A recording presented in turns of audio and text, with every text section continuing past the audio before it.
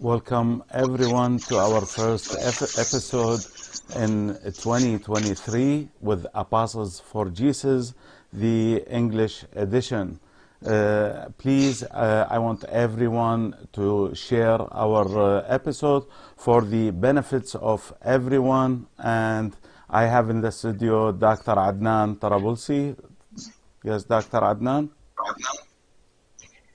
Good evening, everybody on Apostles for Jesus. Today, this is the first episode in English for the year of the season, as Dr. Karam said, for 2023. We will be a little bit slow during the Great Lent because of the Lent activities and prayers and services, but we will resume more actively after Pascha, hopefully. As you know, Jesus of Nazareth is the most controversial person in history, but he is the only being that can be truly called a person. People were perplexed about his identity. The believers believe that he is the Christ, the Son of the living God, as St. Peter said. Non-believers were lost, and they gave different answers. They said for them, he is or he was a prophet or a teacher or a political figure or just like any person or.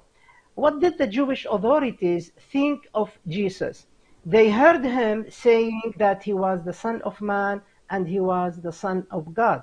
They watched his miracles, they heard his teaching in the synagogue and outside the synagogue, in the streets of Jerusalem and in the streets of the whole Palestine. The elders of the people, the chief priests, and also the scribes, they asked him specifically during his trial, "Are you the Christ? Tell us." And he said to them, "If I tell you, you will not believe. And if I also ask you, you will not answer me, nor let me go. Hereafter shall the Son of Man sit on the right hand of the power of God." Tonight, we are pleased to have Dr. Eugenia Constantinou again on Apostles for Jesus to present about what happened 20 centuries ago, an event that changed the humanity forever. As you know, I need to introduce Dr. Constantinou. You have a very long CV. She is an exceptional person, as you know, a person who is well known in the Orthodox Church everywhere. She holds a bachelor degree in religious studies in 1980 and Master of Arts degree in patristic theology from the University of San Diego in 1992. Also, she received a Master of Theology degree from Holy Cross, which is Greek Orthodox School of Theology in 1996, where she specialized in Orthodox theology and patristic. And she also received a Master of Theology from Harvard Divinity School in 1998, where she specialized in the New Testament. She had also previously earned a Juris Doctora degree from Pepperdine University School of Law in 1985, which is surprising, and has been a member of the California Bar since the same year. Dr. Constantinou received a PhD degree at Université Laval in Quebec City in Canada in 2007, writing for doctoral dissertation on Saint Andrew of Caesarea and the Apocalypse in the ancient church of the East. And she's been teaching biblical studies and early Christianity at the University of San Diego since 2002. Previously, she taught New Testament at Holy Cross and from 1998 to 1990, and she had led Bible studies, taught and lectures on Bible and Orthodoxy at parishes, conferences, retreats, seminars. You know, she is very, very active and very busy. Dr. Constantinou, I would like to mention that she translated the commentary of Saint Andrew of Caesarea on the Apocalypse of Saint John from the original Greek into English, and she provided extensive footnotes to the commentary with comparison to the opinions of the other church fathers. The commentary has been published by Catholic University of America Press in their series, The Fathers of the Church. I would this book very highly to read. And also she published her book, Thinking Orthodox by Ancient Faith Radio, publishing in 2020. And last year, she published her distinguished book, the crucifixion of the King of Glory, amazing history and sublime mystery of the Passion. She remains active in her study and writing about the church fathers, especially Chrysostom and Andrew of Caesarea. She's married to Father Costa and is Greek Orthodox priest, and she is the mother of one son, Christopher. Without further ado, Right. we welcome Dr. Jeannie for your show. Go ahead. Thank you very much. Thank you for inviting me once again to be part of your excellent program. I really appreciate it. I forgot to tell you that I actually retired from the university last spring. That was my last semester. I don't know if I've seen you since then. Maybe that's why I forgot to tell you about that. I'm still teaching at two No, graduate schools of theology, but I don't have any undergraduates any longer. They all were right. Well, very time consuming. I'm sure you are very exactly. I'm sure you are very, very, very active and busy, and that's Yes. why you chose the best way to teach instead of because you can reach more people outside the That's right. university. That's right. That's right. Because when the university, I mean, the students were lovely and they were interested very often in the subject of the Bible. But, you have only so many people that you can reach. And so I decided to spend more time writing. And I may end up probably retiring from all my teaching this year and just devoting myself to writing. Then maybe I'll have a bit more time to talk to apostles for Jesus without all of these responsibilities that I have with students. Anyhow, All thank you right. for inviting me again. So we're here to talk about you. You introduced the subject so well. What was going on with Jesus? And as we start Lent, and as we're hearing the Gospels and preparing for Pascha, it's good for us to remember the historical circumstances of what happened with Christ and why the Jewish leaders opposed him. It is rather difficult for us because we know the Lord and we love him, and we find it difficult to understand how anyone would want him dead. But of course they did. So the church actually, not only in the Gospels themselves, but in the Gospel readings of early Holy Week, they tell us, they try to explain to us really what happened. And the only church that does that is the Orthodox Church. You see, the Orthodox Church not only gives us the period we're in right now, Triodion, leading up to Lent, but it gives us all of Lent to prepare for Holy Week. And then we have a full series of divine services in Holy Week that lead us step by step through the week to truly understand what happened to Jesus Christ. And no one else has that. Even though other churches may say they have Lent, it doesn't really operate as a kind of spiritual participation or preparation the way it does for us. And other churches don't have a full schedule of unique and distinctive Holy Week services the way we do. So our Holy Week is really designed by the church to prepare us and to help us understand exactly historically what happened to Jesus.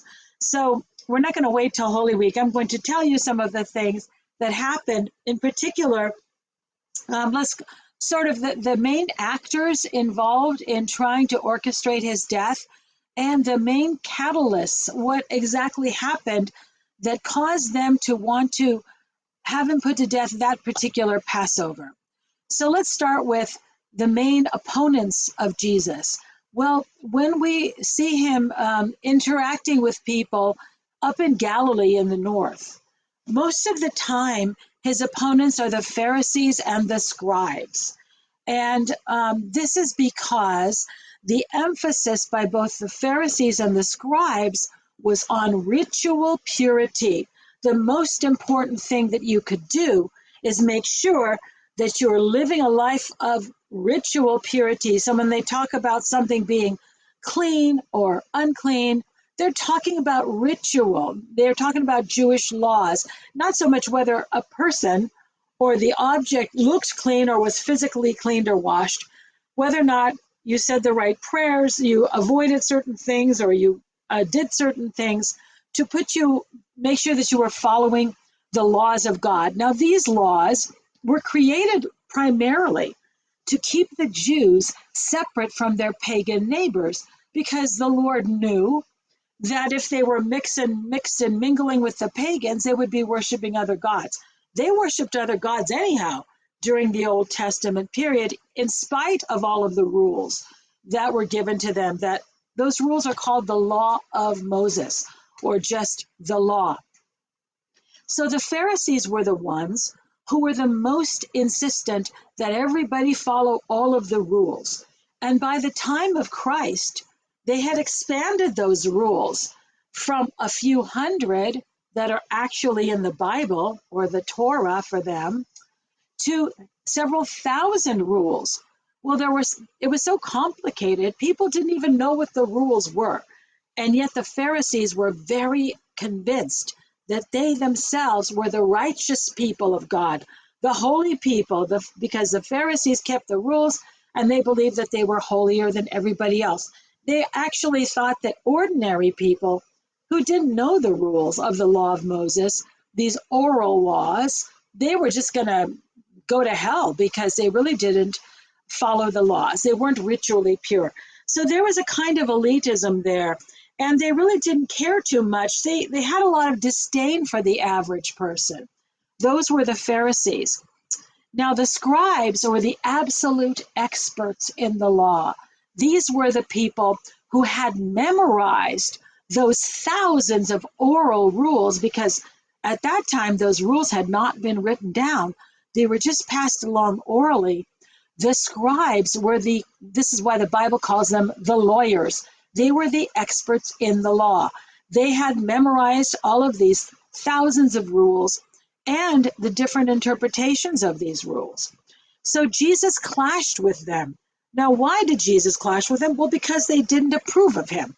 He was a rabbi. That just means teacher. But most rabbis taught the people to follow the rules, you see, and Jesus did not do that. He was not concerned with ritual purity. Now, this doesn't mean that Jesus opposed everything about Judaism. He was a Jew. He observed most of the Jewish laws.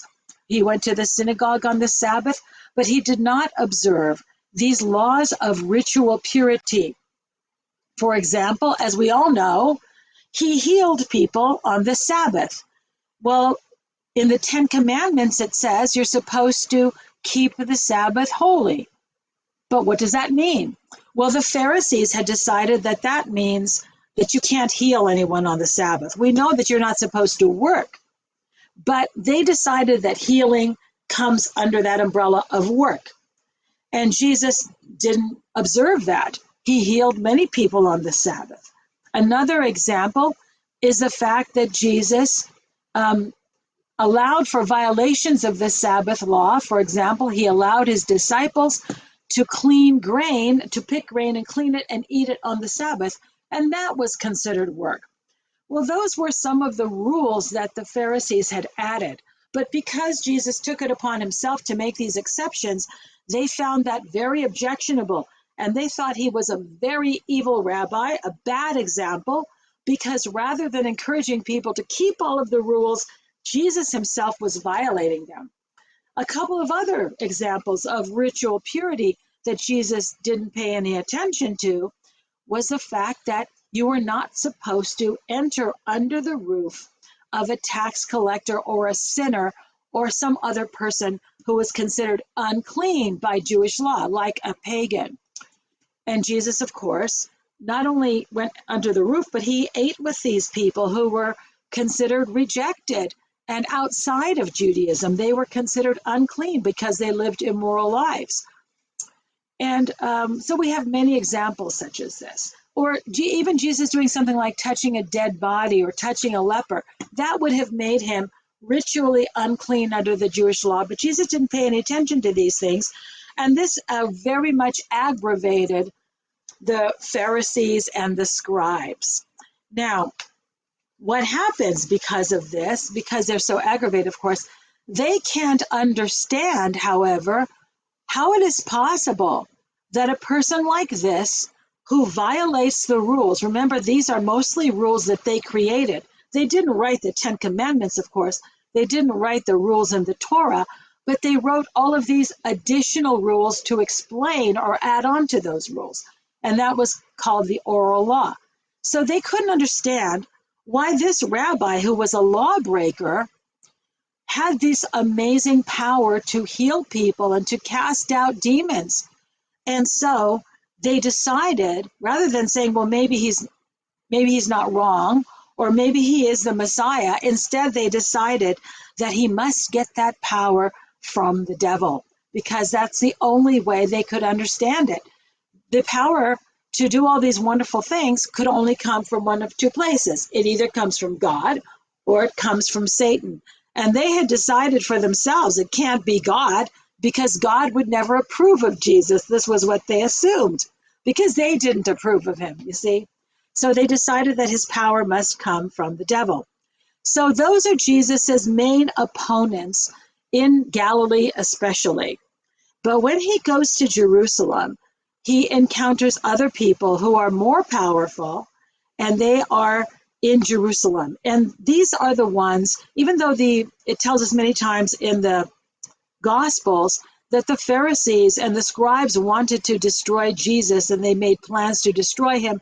And we see instances in which they're trying to trap him or trick him, such as asking whether or not they should pay tribute to Caesar.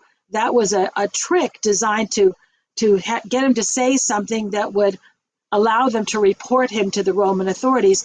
So even though we know that was the case with the Pharisees and the scribes, the real opponents of Christ and the people who orchestrated his death are the chief priests, and those are the temple authorities.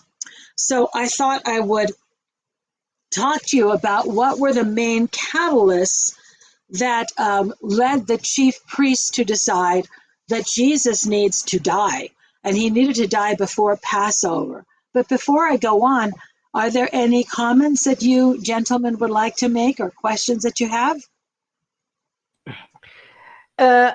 Actually, I will have one comment or a question at the same time. You focus on the ritual purity, because the Pharisees and the scribes, they noticed that he did not keep ritual purity. However, they watched his miracles and they heard his teaching, but his miracles glorified God. If they are coming from Satan or from the devil, they will not be glorifying God. The outcome of his teachings and his miracles will prove the opposite of their position.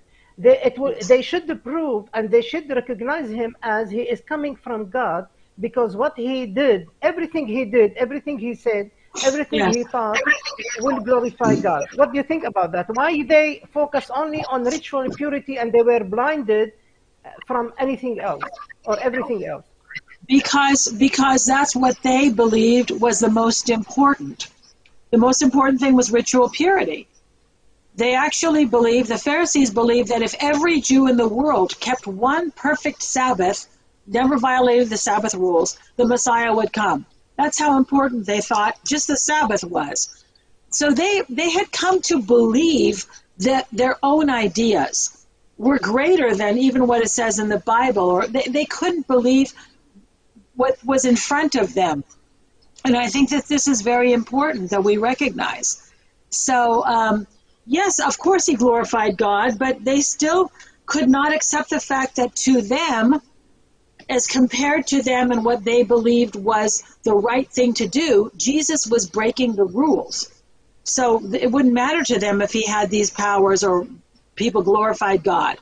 They thought that he was a very bad example and dangerous, because he was leading the people astray by his example, you see. You see, that the Israelites they saw him as a false prophet. Okay, I want to mention something else. I don't know if you're gonna mention it or not. Now, not everybody in that community rejected Jesus. Many of them, they believed in him and they followed him. And they were Jews. They were Jews too. And some of them were not, but majority. Okay, so how did they, what was the reason behind the difference between the Jewish authorities and the non-Jewish authorities? That's right. In terms That's of right. believing in Jesus. I'm glad you brought that up, because this is why whenever I talk about it, I don't say the Jews this or the Jews that. I say the Jewish leaders, or as you mentioned, the Jewish authorities, or the Pharisees, or the chief priests. It's not the Jewish people believed in him. He was followed by huge crowds who recognized him as the Messiah, or maybe a prophet. But definitely, the vast majority of Jews did believe in him. So why didn't the Jewish authorities? Because they thought they were smarter than everybody else. And that's why we see in the Gospels, Jesus thanks God and he says, "Thank you, Lord, for hiding these things from the wise and the learned and revealing them to babies." So he's not talking about actual babies. He's saying that a person with a simple faith sometimes can understand things better than the religious authorities. The religious authorities were very interested in maintaining their own power, and also simply they couldn't see beyond their own ideas. They didn't have that kind of simple piety that the ordinary person did, and that blinded them. Okay, so the Jewish authorities felt they were smarter. My question, Absolutely. did they feel also they were threatened to admit him or recognize him as the Messiah?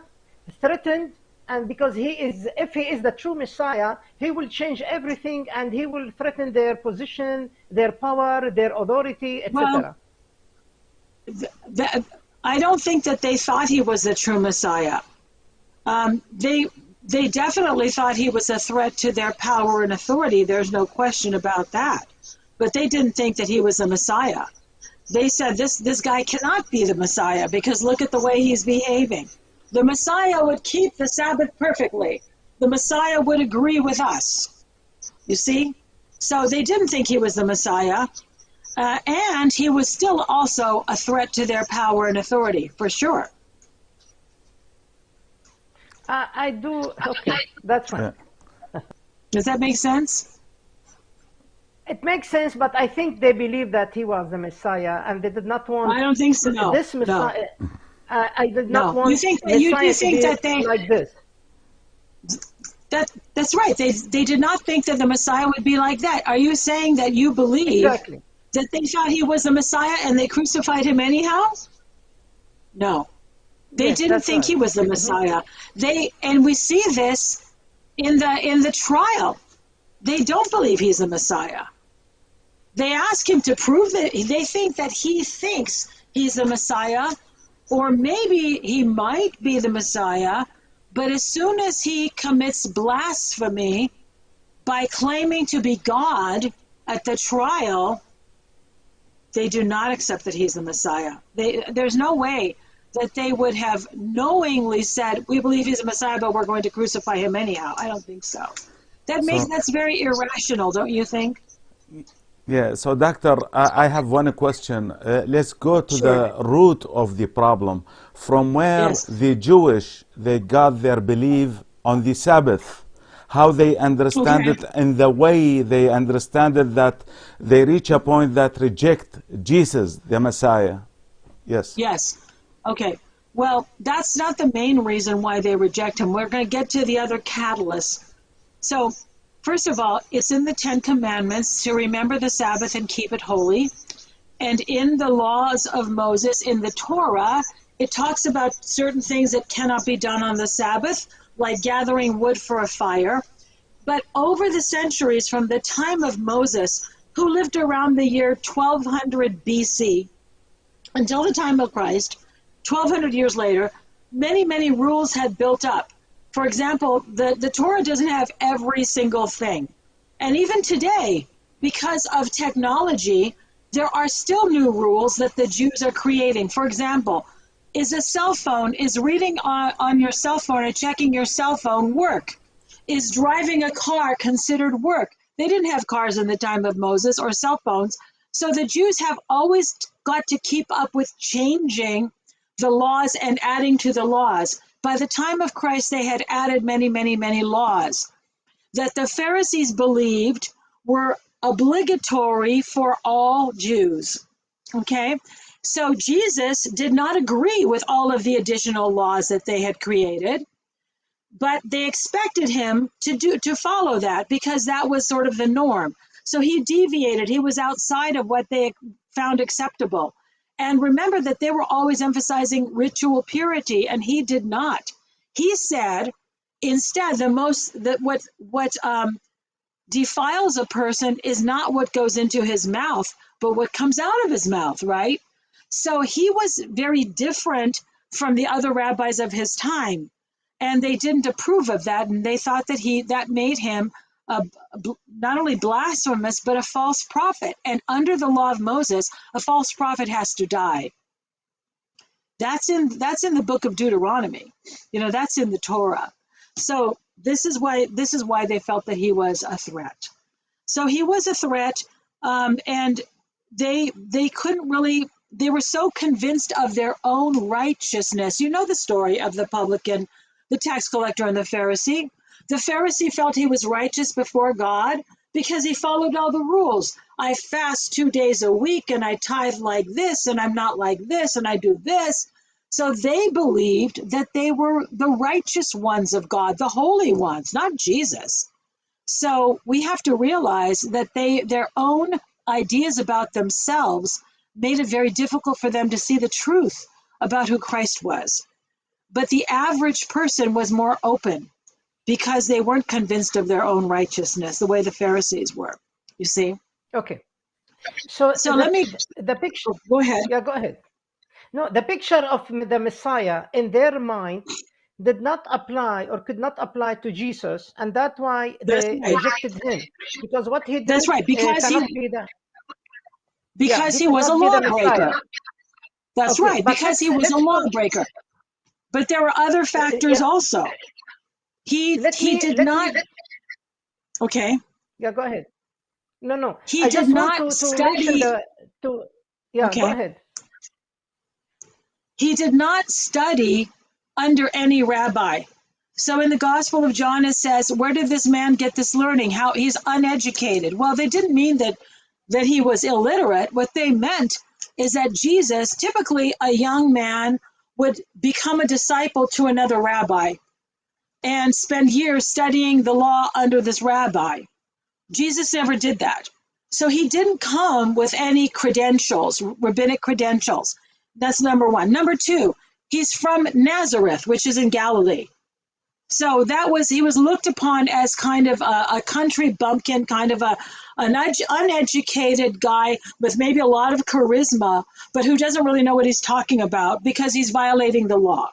And three, he comes from a poor family. He doesn't come from a prominent family. So people were very interested in status in those days. The Messiah would come from Jerusalem, maybe from a well-known family, maybe from a priestly class, and the Messiah would keep all of the rules, or maybe he would be this charismatic political leader who would defeat all the Romans in the manner of David, something like that.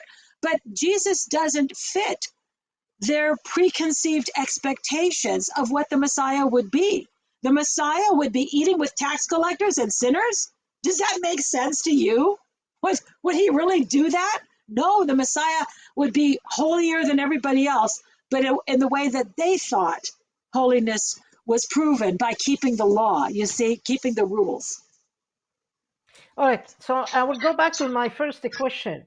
Some prominent figures, educated people, from the Jewish authorities or the Jewish people, they believed in Jesus. They did have the same teaching, that they received. So why there is a difference between some educated Jews who believed in Jesus versus the majority of the authorities who rejected him? Yes, since they have the same Torah, the same law, the same Old Testament. That's like, okay. Well, then why are there some educated people who are Orthodox Christians and see the truth of Orthodox Christianity and other people don't? They have certain pre-existing ideas. Sometimes it's their spiritual level. If you take somebody like Nicodemus or Joseph of Arimathea, that already were, the Gospels say they were looking for the kingdom of God. Other people were just very, concerned about their own position. The people they weren't all sincere, God-fearing men who were concerned about living a life of holiness. They were people who already considered themselves holy and righteous. That was the problem. So if you have this attitude of pride, which was very common among the Pharisees and the scribes, then how can you possibly see the ways of God? Do you see what I'm saying? It's their spiritual attitude that was preventing them. It's not because of intelligence or the fact that they knew the scriptures better than anybody else. Everything has to do with your spirituality, right? Yes, that's true. Yes. Yeah. Right. You see, that's important to recognize. We can know a lot and still be far from God. We can know a lot about the Bible, about the church, about theology, and still not be close to God. So this reminds us, and if you think about it, it's quite astonishing. You bring up something very astonishing. These Jewish leaders had the Messiah standing right in front of them, and they did not recognize him. So we have to be careful that we not become complacent and then we not become proud, because we too can be deceived by the devil, even to do something as evil as that. Okay, so let's talk about what the catalysts were, that the immediate catalysts for why Jesus was arrested and put to death when he was during Passover time. Well, there were really three main catalysts that caused the crucifixion and of Christ at Passover of that particular year, the year 33. The first one is the raising of Lazarus.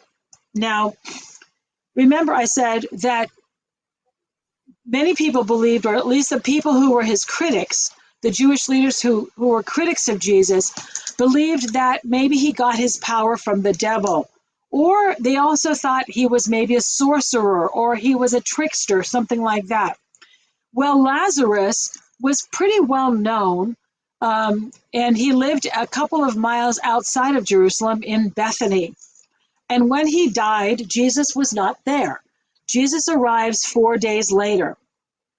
And the family is still in a state of mourning, and there are many people there who knew Lazarus, who had come from Jerusalem to comfort the sisters, Mary and Martha. And Jesus is present when and Jesus comes, and they are present when Jesus raises Lazarus from the dead. Now, Lazarus has been in the tomb for 4 days, and everybody knows it. There's no disputing that. He was buried by a lot of people who actually saw Jesus raise him. So there were many, many witnesses to this miracle, and it was beyond dispute. Lazarus could not possibly still be alive. He was dead as dead can be. This is different from other situations where the Lord had raised people from the dead, like the son of the widow of Nain. He had died earlier that day. Or Jairus' daughter, the little girl who was 12 years old, she had died an hour or two, maybe less, prior to Jesus showing up. In those cases, people could say, well, they really weren't dead. They had fainted or something like that. In this case, there was no question but the fact that Lazarus was definitely dead and that Jesus had performed the greatest miracle ever known. So when this happened, some people went back home with Lazarus and Mary and Martha, but others went immediately to Jerusalem, and they reported everything to the chief priest, to the Sanhedrin, and they had an emergency meeting. And they said, what are we going to do about Jesus? He does too many signs. Many people are going to believe in him, and the Romans will come and take away the holy place and destroy our nation. So it is after that Jesus enters Jerusalem, and that's the second catalyst. Now, only the Orthodox Church celebrates the Saturday of Lazarus. And why do we do it? Well, because there's a direct historical connection between the raising of Lazarus and the welcome that Jesus receives when he comes into Jerusalem, that we celebrate at Palm Sunday. People hear that Jesus is coming, They know he raised Lazarus from the dead, and he receives this incredible welcome in which he's hailed as the Messiah. And when people shout, Hosanna, blessed is the one who comes, that is actually a messianic title. The coming one, or the one who is to come, is a messianic title, because for centuries they had been waiting for the Messiah, and they called him the one who's going to come, or the coming one. And they also called him Son of David, which is another messianic title. So huge crowds welcome Jesus. They hail him as the Messiah.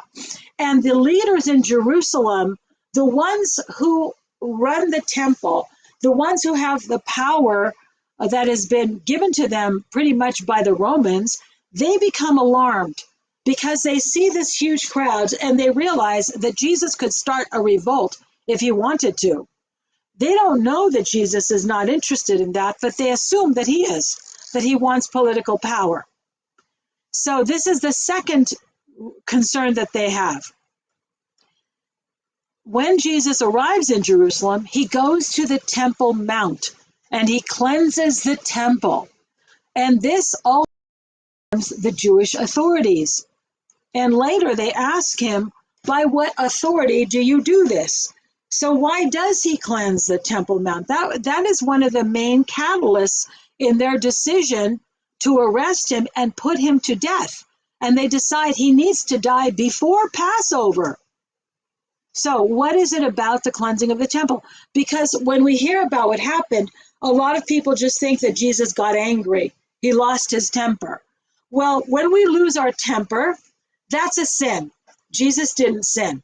Jesus didn't get up there, see everything, and get mad and throw tables around and throw people out of the temple. This was a deliberate act. It was a prophetic sign of the coming of the destruction of the temple. And they knew it. And there was also a widespread Jewish expectation that the Messiah would build a new temple. Okay? And that's why they ask him about this. And they ask him about whether he's going to destroy the temple. And he says, destroy this temple, and in 3 days I will raise it. Later at his trial, this is the charge that's brought against him at his Jewish trial, that he claimed that he was going to destroy the temple. You see, Jesus never said he was going to destroy the temple. He said that they were going to destroy him, destroy this temple, meaning his own body, you see, and in 3 days I will raise it up. But they took it to mean that he was threatening to destroy their temple, and that temple was the seat of the power of the most powerful men in all of Judaism, the high priest and the chief priests. So they saw him as a tremendous threat, and they resolved to get rid of him. And so this is when they it says that they had a meeting of the chief priests, of the Sanhedrin, of the high priest, and they said, you don't understand. It's better for one man to die than for the entire nation to be destroyed. And they resolved to put him to death. Now, why before Passover?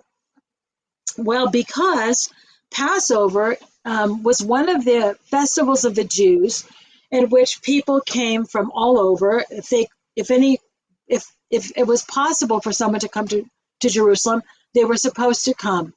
And at least Jewish men were obligated to come if they could. And so the city would be full of people. For maybe they had a normal population of maybe about 50,000 people. It would swell to 4 or 5 times that. And so whenever you have a very small area with a lot of people crammed into it, and when they're full of religious fervor and enthusiasm, and Passover, remembering how God liberated them from slavery in Egypt, this was the potential for very serious disruption. There was a potential for riots and a potential for a rebellion. So they really believed that they needed to get rid of Jesus before Passover. And so this is why he is crucified on the eve of the Passover. They have the help of Judas, of course, in that. But these are the reasons why. So they had a lot, there was a tremendous amount of corruption in the priesthood, the chief priests and the high priests at that time, not ordinary priests. There were about between 12 and 18,000 ordinary priests like Zechariah, the father of John the Baptist, who served in the temple. But above them was a caste, a class of elite priests that are called the chief priests. And they became extraordinarily wealthy. And they were very, very powerful because they controlled everything that happened at the temple. And the temple was the only Jewish temple in the entire world. And it was massive. It was a massive operation. It attracted lots of people, a lot of money from the sale and purchase of animals, from the temple dues that were brought to the treasury, from gifts and gold that were brought to the temple. The temple was a massive structure that was run by a very small group of men who had enormous power and wealth and influence, and they did not want to see that disrupted by somebody like Jesus. Yes, thank you, Doctor. Thank you very much. We have actually, go ahead, Karan. Yeah, Doctor, the time is running, unbelievable. So let me just before we go to the questions, and Dr. Adnan will ask the questions, let me introduce your book to the audience, and from where they can like buy it. Please go to Ancient Faith Store, and you will find the book at a very, very, very reasonable price. 22.95. I'm sure it costs a lot. Like this book, it's worth a lot by the information that's written there, and you can find this book on Ancient Faith. Doctor, you can talk a little bit about the book? Yes. It's the store for Ancient Faith Publishing is store.ancientfaith.com. Ancient Faith Publishing, yes, you can buy it from them. It's also available on Amazon and through other booksellers. It's available in electronic format if you like to read electronically, or on Audible if you like to listen to your books also. So the book describes a lot of the things that I've been saying, but it goes far beyond that to talk about many of the most extraordinary prophecies that were fulfilled in the crucifixion of Christ. So it gives a lot of this background information, and I describe exactly how corrupt the chief priests and the high priests were in the time of Christ. And a lot of, as I said, the prophecies that were fulfilled, things that people don't really know about, a lot about some of the historical details about the trials of Christ, about Judas, about Pilate, and others. So it's pretty comprehensive. I think people will enjoy it. Thank you for talking about it. Thank you, Doctor. Sure. Dr. Adnan, but one question from Laith, because it's very important question. Okay.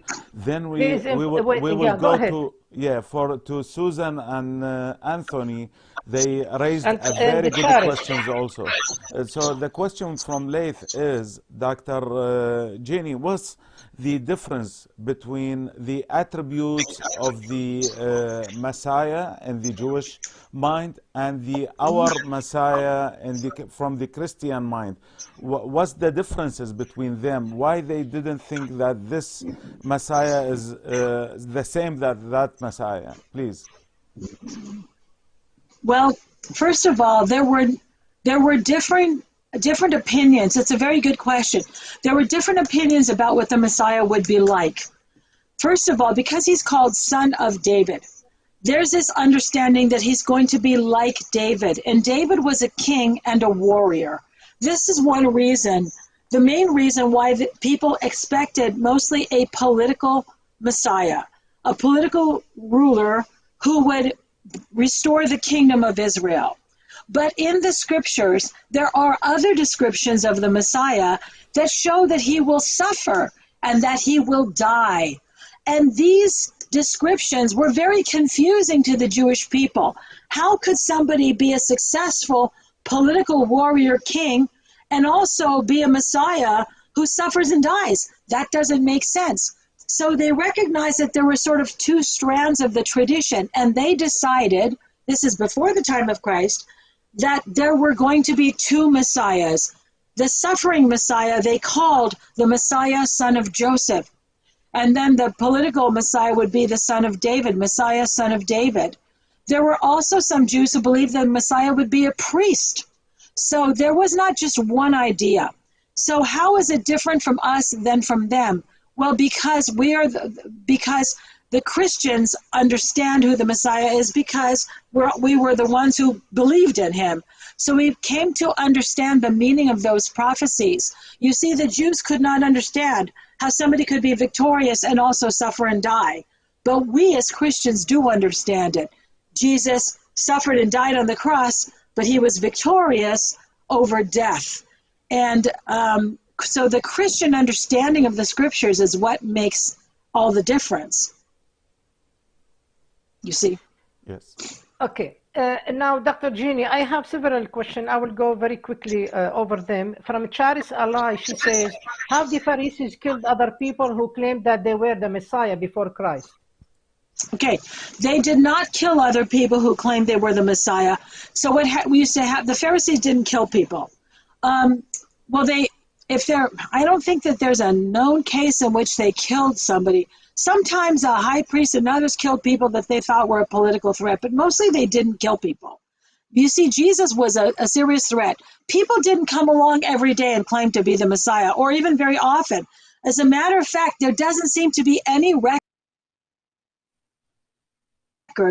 who says he is the Messiah. After the time of Christ, about 100 years later, there was a man who claimed to be the Messiah. And since the time in the 2nd century, and since that time, there have been a few people, a few Jews who claim to be the Messiah. But Jesus was not put to death by the Jewish leaders because he claimed to be the Messiah. That is not a crime. It's because he claimed to be the Son of God that they put him to death. You see? And Messiah and Son of God did not go together in their minds. To be the Messiah did not mean that you were the Son of God. The Jews were not expecting the Messiah to be the Son of God. Do you see my point? Yes, that's true. Now, another question from Anthony Alai. He's talking about celebrating Lazarus or Lazarus Saturday by the Western Church. Do you know if the Catholic or the Nobody else Orthodox that does. celebrate that? No Why? one does Any but reason? us. They've forgotten the tradition. The early church celebrated Saturday of Lazarus. The early church did, but they have forgotten so many of their traditions. They've just set them aside over the years. They don't have any resemblance to the early church. Only the Orthodox Church remains like the early church and keeps these things. Okay. I have a very smart question actually from Iyad Jabbour. He's talking about the parable of the vineyard, and he says, when the owner sent his son, the workers recognized him being the son of the owner, and they said to each other, let us kill him so we can inherit the field. So did the Jewish authority recognize Christ as in the parable, or did the Christ made that they did recognize him? What do you think? You know, it's very hard to say. I can't imagine that they really believed he was the Messiah and put him to death, or that he was the Son of God and put him to death. I think that they believed he was a false prophet. I think that they were sincere about that. Now, if they had that belief because of their own sinfulness, because of their own pride, that's another matter. Now, I think what the parable might be alluding to is the fact that Jesus told them he was the Son of God at his trial. So they cannot say that they didn't know. Do you see my point? So he says, the high priest asks him directly, are you the Messiah, the Son of the living God? And Jesus said, you said so. Now that seems kind of vague. But as Jesus continues, he says, you will see the Son of Man, that's himself, seated at the right hand of the power and coming on the clouds of heaven. Those are statements of divinity. So they put him to death for blasphemy. So to at least one extent, Jesus did tell them who he is, and they rejected him. But I don't think they really believe that, because the Jews to this day, they don't believe God has a son. They don't think the Muslims don't believe God has a son. So they were unwilling to accept that. Yeah, sure, sure. Well, I have a very good question about from Hannah Saman.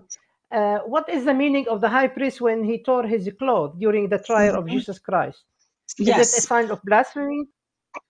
he tears his clothes because he says that Jesus has blasphemed. Now, the high priest was never supposed to tear his clothes, even if his own parents died.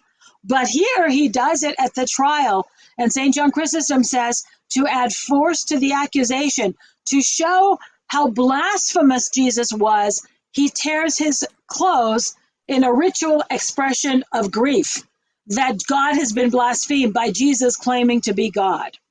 So that's why he does it, to make it even more dramatic that Jesus has blasphemed, because then he says he has uttered blasphemy. What do you think? So first he says he's blasphemed, then he asks the rest of the council what they think, but they would not have disagreed with him. Sure, sure. I will have one last question. Before I go to that question, I would like to read a very nice comment for you from Frederick Okay. Nicholas Baz. She says, Dr. Jeannie, as a presbytera and a very learned woman, spiritually, academically, we need you to lead the education vision of the Orthodox Christian faith in America. You are a blessing for the church. I am very Thank you. proud of you as Thank you. an Orthodox woman. So they love Thank you. you very much. Thank you very much. I'm Sure. very honored by that. I'm trying to do my best. My question will be a little bit parallel to your speech, not exactly related directly to your speech, but I noticed that you have a degree in law.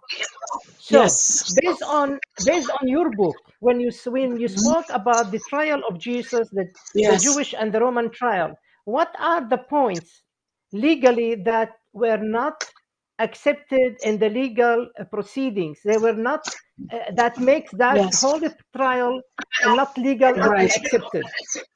Okay.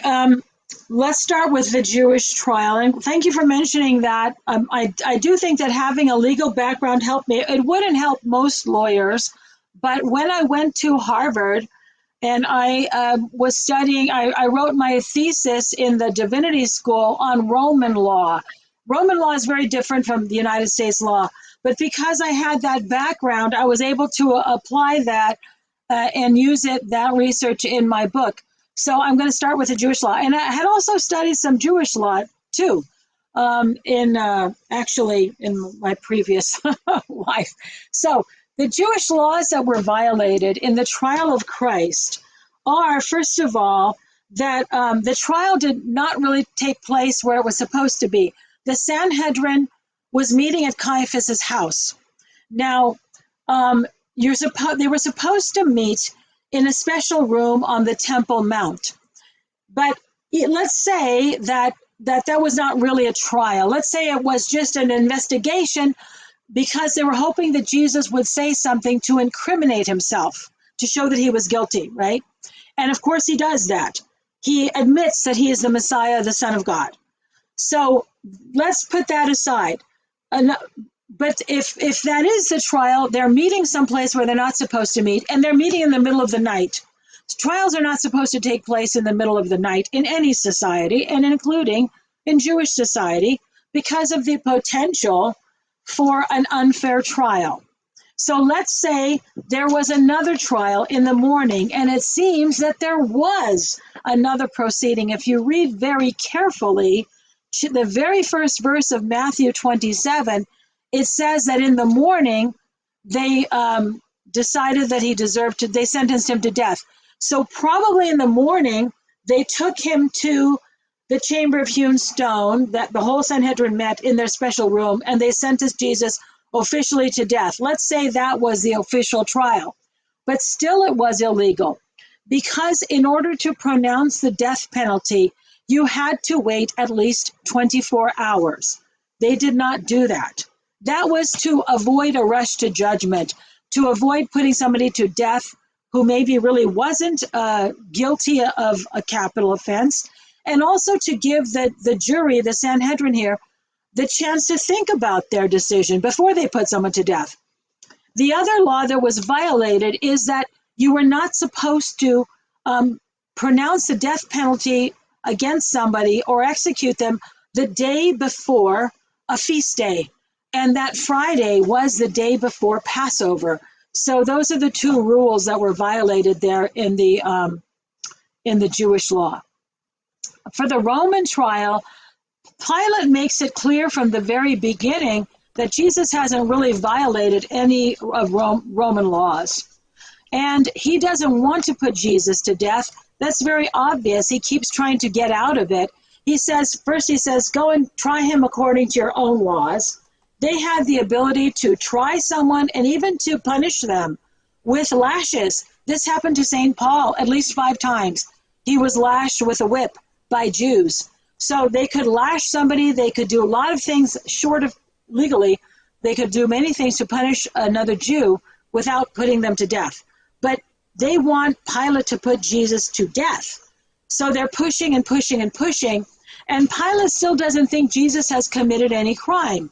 And Pilate is pretty sure of this because he has never heard of Jesus. And if Jesus was a rebellious person, a person who was trying to instigate rebellion against Rome, Pilate would have heard about it. He had many informants all around Judea that were looking for the Romans were very paranoid about treason. So they were always looking at civil unrest and large crowds and anybody who might be inciting rebellion against Rome. Pilate has never heard of Jesus, so he knows that Jesus is not a threat. So the thing that was illegal is that Pilate sentences him to death, even though he really hasn't found Jesus guilty of any crime. But he does it because he is threatened by the Jewish leaders. And they actually finally come out and say to him, we have a law, and by that law he ought to die because he made himself the Son of God. And then Pilate really becomes very fearful because he thinks maybe Jesus really is the Son of God. And he thinks this because Jesus is not like anyone Pilate has ever met. Every other defendant who has come before Pilate, who was threatened with the cross, was fearful, was begging Pilate, was bribing Pilate, was asking for an orator to plead his case, many things. Jesus never did that. Jesus was completely calm, very confident, very self-assured, and Pilate was pretty unnerved by that.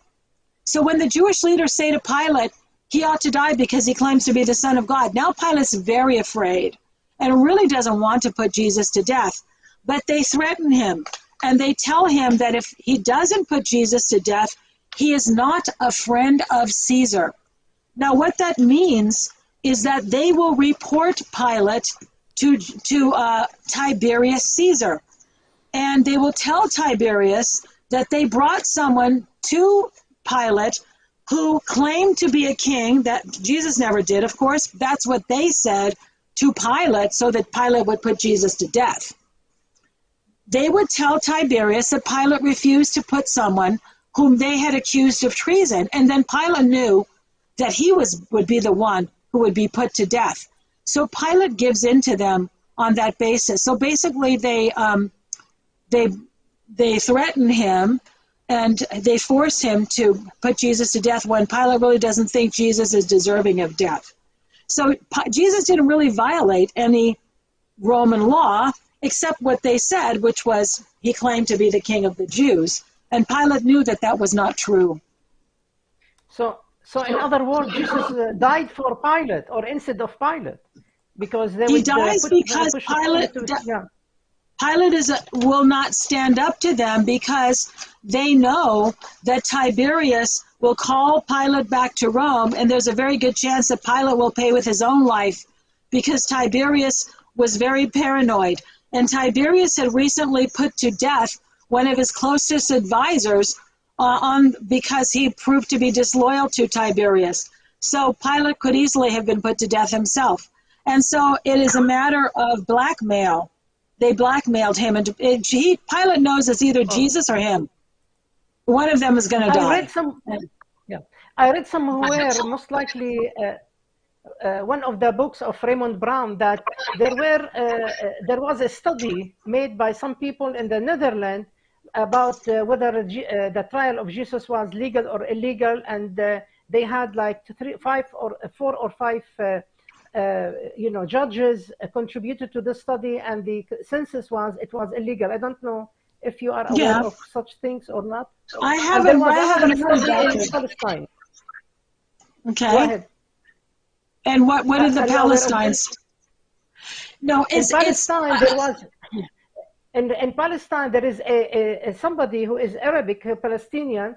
He gave a thesis about the trial of Jesus to a Hebrew university, and he did a very good or excellent degree on the thesis, graduation thesis, about whether the trial of Jesus was legal or not. Okay. That was several years ago. Did he say it was legal or not? No, he said it was illegal, and it was accepted with very good, degree. Yeah, well, but you see, the people who put Jesus to death didn't care.